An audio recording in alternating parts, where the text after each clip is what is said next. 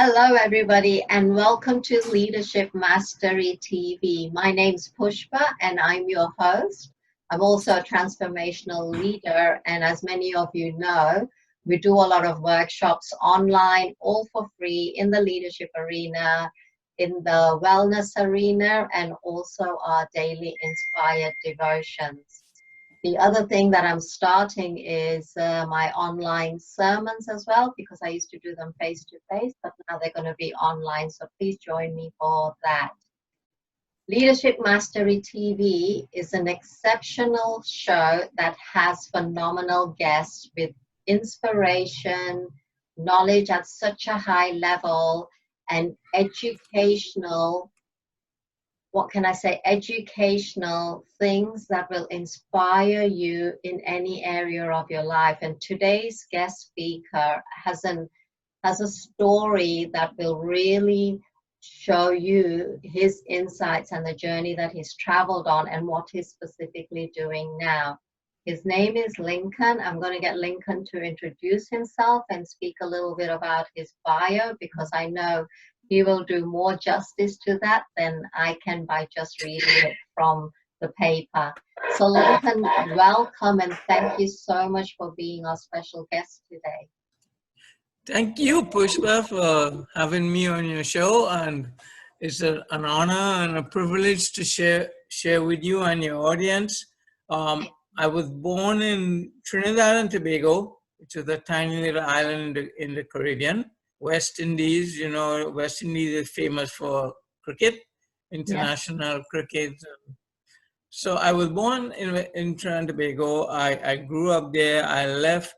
Well, I didn't leave. I was kind of imported out of Trinidad into the United States in 1985 to work as a director of training and development for JC's International, which is now called Junior Chamber International.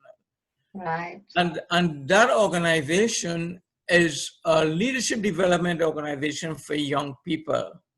Part of their mission is to prepare young people to take leadership roles in their community and to achieve world peace.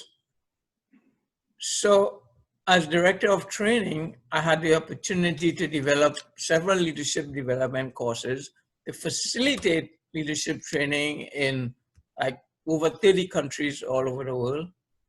And the unique thing about my experience is I myself have held several leadership roles in various organizations. In the nonprofit, I was a president of the local organization, president of the state organization, president of the national organization, and vice president of Junior Chamber International. So I bring a lot of personal experience into the engagement, into the classroom. That's amazing. In the work environment, in the corporate environment, I've also built sales teams. I will focus on sales and assistant vice president of sales. But I found that my calling is teaching and helping people. So every time I've tried another role which was successful, I was asked to become a trainer. So after a time I said, you know what, I'm going to give up these other roles and I'm going to focus on what the Lord has blessed me to do and what he has equipped me to do. Like I was director of sales training and development for Heartland Payment Systems. They hired me as a sales director. And after 1 year of observing what I did in my division, my boss called me and said, hey, we like what you're doing in your area. We'd like for you to do it for the whole country, and we want to change your title. One thing led to another, and I developed a training program from scratch, hired 3 sales guys and trained them to be trainers. So my last corporate job was with Cox Enterprises, and my role was to train their sales managers. Right, wow. And also the top sales people. I ran their sales development, leadership development program for 5 years. And so, you know, when you you like what you do and people show appreciation for what you do and people give you testimony of how what you do have changed their lives for the better, Yes. it gives you encouragement, and also you continue to do more. That's So right. that's where I am today. I have my own business. My company is His Business Partners LLC, Yes. and I go about speaking and training and teaching. I do a lot of one-on-one executive coaching, Wow. because the thing about behavior, that's what people see, Pushpa. They see how you behave. They don't know what's going on in your head or what's in your heart. They see Yes. how you behave and they make decisions about you based on how you behave. That's right. So especially when you're in the leadership role, it's like you're on stage and all your followers, all your employees, your teammates, they're looking at you and they're judging your behavior. You walk into the office and your head is down, the first thing that comes to their mind is, what's wrong? Or you open your office door and you slam the door, they start getting concerned, something must be wrong. Yeah, So temperamental. leaders have a greater responsibility to manage their behavior. True. But people who are aware of their behavior are better equipped to manage their behavior. And again, leaders who are responsible for people and for directing people need to be more aware of their behavior. What are your triggers? What make you happy? What make you sad? What get you anxious? What get you stressed out? Because Yeah. you don't want to demonstrate negative behavior in front of your people. That's right. Yeah. Yeah, you want to be a light in that area. You want to be the leader who people can come to and people and guide them in the right direction. So, but if they think you don't know what you're doing or you're in a bad mood, they're not going to come to you. That's So right. yeah, and I've seen a lot of people. You've heard the saying, a square peg in a round hole. Yeah. Like for example, you have a top sales rep in a company. They Yeah. need a sales manager. Nobody assessed this person's leadership skill. They put him or her in the role. He or she don't want to say, no, I don't want to do this, because they don't want to upset the leader. So they accept the role. Their sales start going down. They have no leadership skills or very little limited leadership skills. So now the whole team is falling apart. And they wonder what's going on here. Well, I've even seen it in the churches.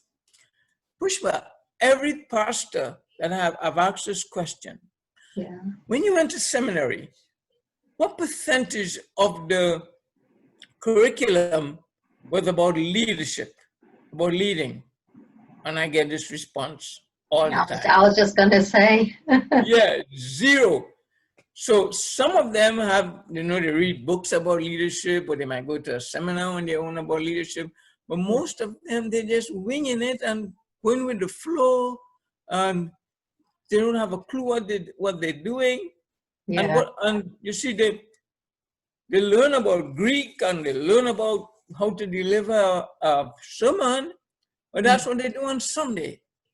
Yeah. The rest of the week, they have a staff they're leading, they have elders they're leading, they have members they're leading.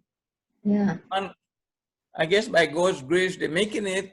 But think about how, if they had the skill, or if they learn the leadership skill, how much more effective they're going to be. Absolutely. Yeah, how much less stress is going to be in that organization. Because, team building is a leadership role. So we coach people on how, I do social and emotional intelligence. And the social and emotional intelligence gurus will tell you that 80% of how we perform, how we behave, is impacted by how we feel. But the average human being, or most human beings, are so reactive. That's how we are wired. We are reactive. But the great leaders have learned to manage their behavior. They Yeah. have learned to manage their emotions. And until we learn to manage our emotions, you'll have people flaring up, you'll have people exploding, shouting matches, you're going to have conflict, you know. But when Yeah. people learn to manage their emotions, but again, it takes awareness. If you're not aware, how can you manage? Yeah. So an ideal leader that does manage their emotions, how would that look like, Lincoln? Well, that type of leader would be more of a listener Yeah. than a speaker. Right. More of a listener than a speaker. Will know when to hit the pause button because we're human. People are going to say and do things that get us upset. We Mm. don't want to be upset in the open, you Yes, know. that's right. I, Yeah. I yeah, I've been to meetings where they're just wasting time, and I can't say, hey, you guys are wasting time here. Let's end this meeting. So what I do, I ask for excuse that I need to go to the restroom. I don't need to go to the restroom. I just need to get away from. Yeah. But you know, it's not what we do so much, but how we do it. And again, as a leader, Pushpa, as a leader, you have to be so much on target and aware of how even your tone of voice, how you Yeah. dress, how you walk will impact your people. And that's how great leaders manage their behavior. But again, it's about being aware. And I learned that I was on a road trip and I was going to this city for the first time. So Yes. I put, in those days we didn't have Google Maps and Waze, and I had a TomTom. I don't know Yeah, if I you, remember them. yeah, I put the address in there, and I'm driving up the road, and it's telling me where to turn, and so I was on Interstate 85, travel going from Georgia to South Carolina, to North Carolina. And it tells me exit 69. I took the exit. I didn't know where I was going. I'm trusting this thing to lead me in the right direction. Yes. Pushpa, it was a loop. Took me around the loop and brought me right back on 85. I said, okay, I didn't know. The next time I'm going, Yeah. I put it in again because it keep you awake, it keep you alert. The person has a nice, pleasant voice. But this time, when the lady said exit 69, I did not exit because I know now and I'm listening to hear what she's going to say. So I'm thinking, she might say, Lincoln, didn't you hear me? I told you to exit 69. What do you think? Yeah. You're smarter than me? You told me where you wanted to go, and I'm telling you where to turn, and you just went straight, and I'm just laughing. Mm. She didn't say that. She said, recalculating. Yeah. Pushpa, what a life lesson. I hit myself in my face and I said, I need to do less reacting and more recalculating. Yeah. So now, great, as a leader, how should I respond to this situation? What's the best response to this situation?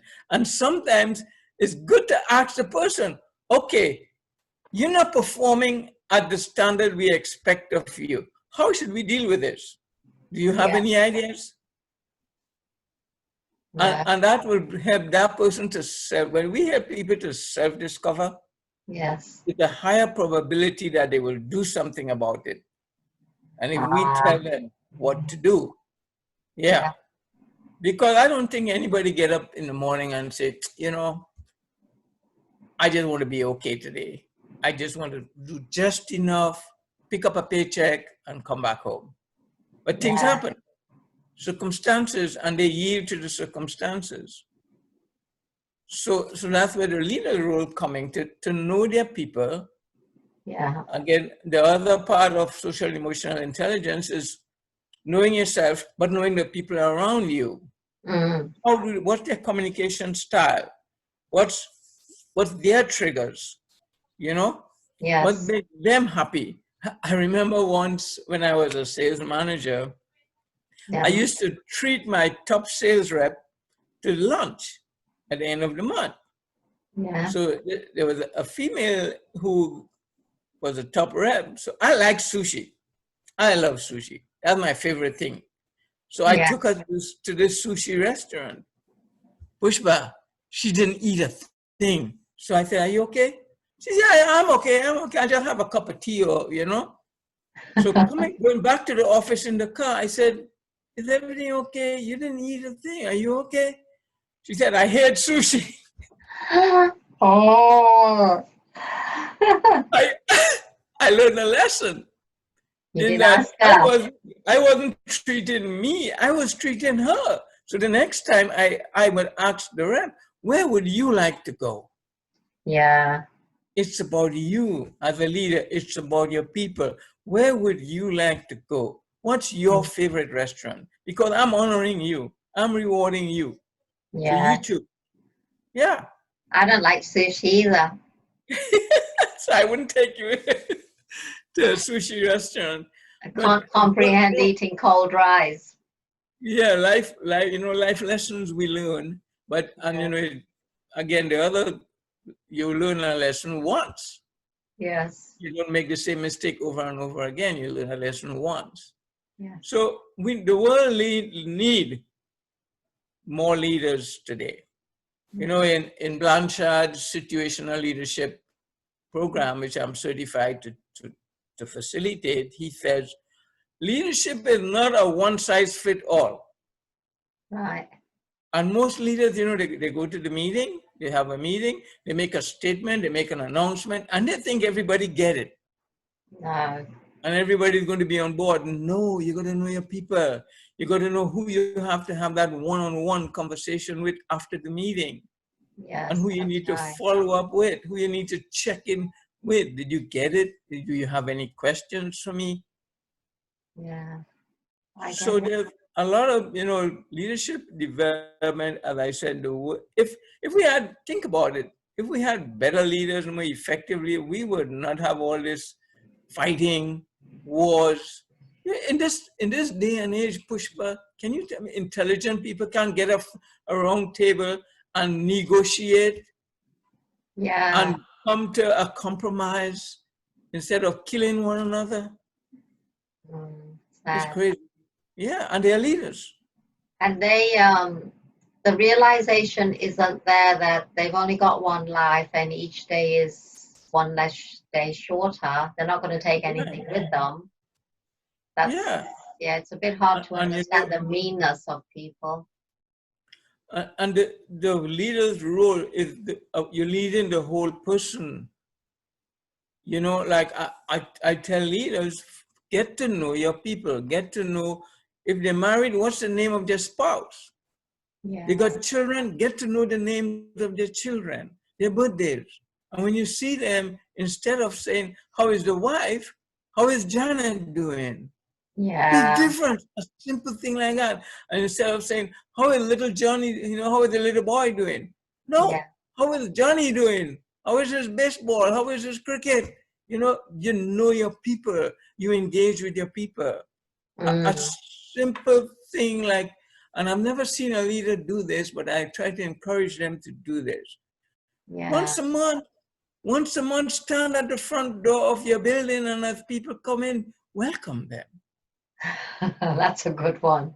Shake their hand, welcome them, good to see you, how you doing? But these leaders tend to stay in their penthouse office and they're not engaged with their people. For They've got example, a barrier of yeah, ego, pride, or something going on. right. I've never heard a leader say, I'm not available. All of them will tell you, I'm here for you anytime until you want to meet with them. And then you have to go through a whole bureaucracy, and you have to go on a waiting list and look at their calendar. I remember once I wanted to have a meeting with an executive vice president. It was Yeah, January. You yeah, know what he told me? yeah. The next opening I have is in September. I Wow. could not believe it. In other words, my interpretation of that was, you don't want to meet with me. You don't really want to meet with me. You don't care about meeting with me. So the idea I wanted to share with him died. But Yeah. then there are other leaders who they respond. They Yeah, respond. They identify talent. They're open to new ideas. that's right. And they are the great leaders. They're the ones who get the most out of their people. Yeah, And because their people know that my leader will listen to me. yeah, My leader will listen to me. yeah, And if more leaders listen to their people, and look how the Lord designed us. My 2-second effective listening workshop. 2 yeah, ears, 1 mouth. If we will learn to listen twice as much as we speak, Pushpa, this yeah, world will be a better place to be.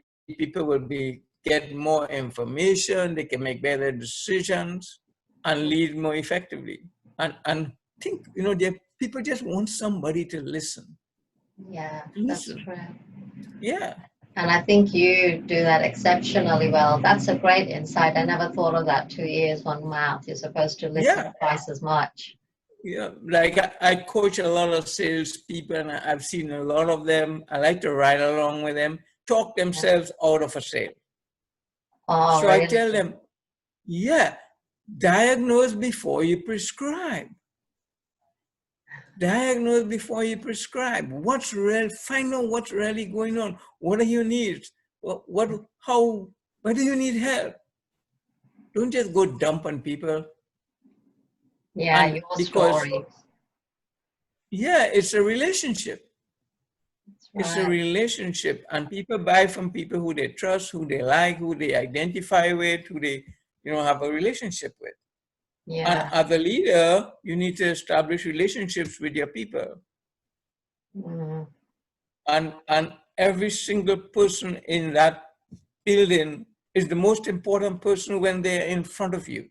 The person in front of you at that moment, at that time, is the most important person. Because wow. you can't give your time to anybody else at that time. Like recognize the janitor, the security guard, the people who they all contribute. They all contribute. That's Like right. I tell people, we don't work for anybody. We work with people. We work with one another. It's a partnership. Yeah. Pushpa, it's a partnership. You bring your skill, your talent, your personality, your experience to the workplace, and you get paid for it. It's a partnership. And no matter what you're doing, you're Mm, contributing to the big picture. that's Like, right. like I worked at this last office I worked in, there was this guy, he took care of the break room. Yeah. You should see this young man. You should see this young man. He would come into the break room. His Mm, name was Eric. And he would pack those sugar packets. He just didn't throw them in the container, but he made sure they were all facing um, forward. Everything was in order. Coffee was made and wiped down the countertops. And you knew when Eric was off. The place was yeah. a mess. There was no, you had to make your. So So, exceptional and, organizational skills. right. And he was just in charge of the coffee room, the break Yeah. room. Yeah. But he impacted more people than the president of the company because Wow. he impacted them every single day. Yes. True. The Absolutely. the security guard. When somebody walk into the front door, who is the first person they see? The security guard. We had the security guard. He couldn't smile, so I made it a mission to get this guy to smile.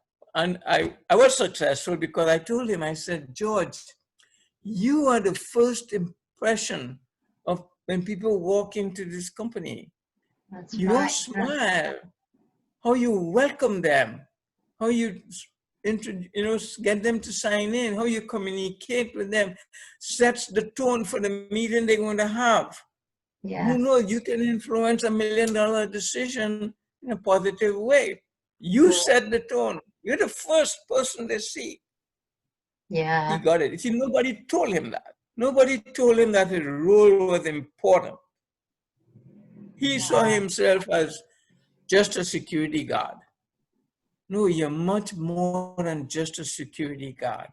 That's why I tell CEOs, fire everybody in your company.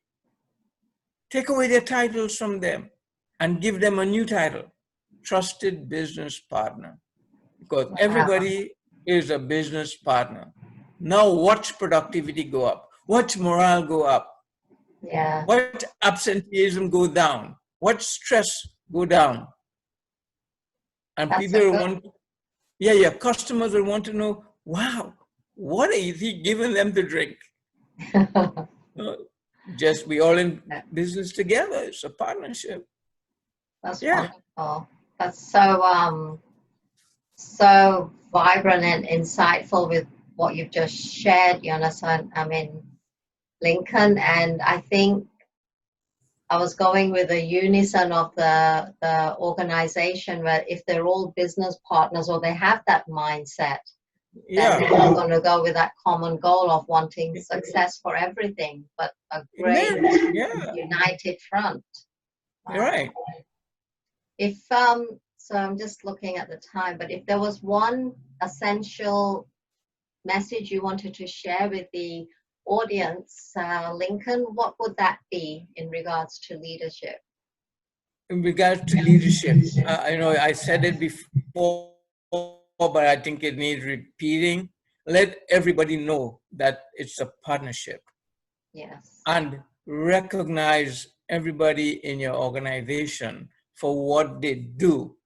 You know, somebody once told me appreciation and recognition should be served like champagne while it's still bubbling. If you in your office, you can't see what people are doing. But when Yeah. you're walking around and you catch somebody, if you want people to continue doing good, catch them doing good and recognize what they do. But don't just say, "Hey, good job." No, I like how you treated that customer. Yeah.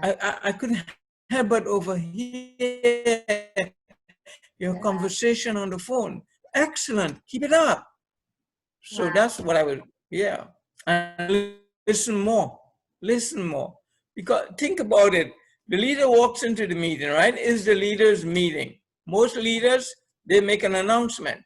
Well, the moment they make an announcement, everybody else thinks, well, that's it. Great leaders, they ask questions and they say, this is the situation. What are your views about this? What Yeah. would you recommend the best way to handle this? Now, if there are 5 people in the room, he can get 5 options. Now they can list the 5 options and get the best option. His option may not be the best. Yeah. No, he has 5 different opinions that he can choose the best one. Right. How much more valuable is that? That's valuable. That definitely would work with Yeah, people's belief systems as to what leaders are. yeah. Think, Employee engagement, get people engaged. yeah. So they Lincoln, don't just, you've they shared don't, so much. thank you, Pushpa. Thank you very much. I try to live it. You Yeah. know, I can see that. I, I can hear the passion in your voice. I believe it. It's worked for me and it's worked for a lot of people. So Yeah. But thank you so much for being our special guest here on Leadership Mastery TV. I know that everybody that listens to this and when they go on to my social media sites, when they go on to the actual show as well, they're really going to be learning things that's going to keep them going, especially during this time, even when they're at home. It's a yeah, great time to just reach out, listen to the mastery programs, and grow yourself as well. So, Lincoln, thank you so much again for sharing your wisdom and your knowledge. And to our audiences, this is Pushpa, your host, signing out, and I look forward to speaking to you all next week. Have a great week, and remember, leadership only begins from within. amen.